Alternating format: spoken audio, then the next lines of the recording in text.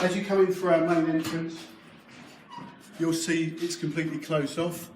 Our showrooms are still currently closed, so there's no viewing of any cars whatsoever.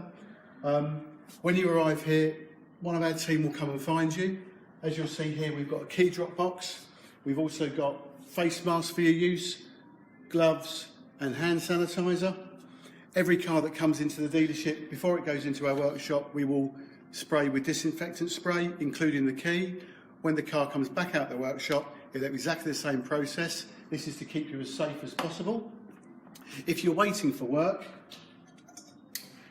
we've extended our waiting area. As you'll see, we've got 2 metre distance rulings here. We also have sneeze guards for our team, so you can talk to our team and be safe. And we also have now waiting area, we've spaced out so it's at least 4 metres apart.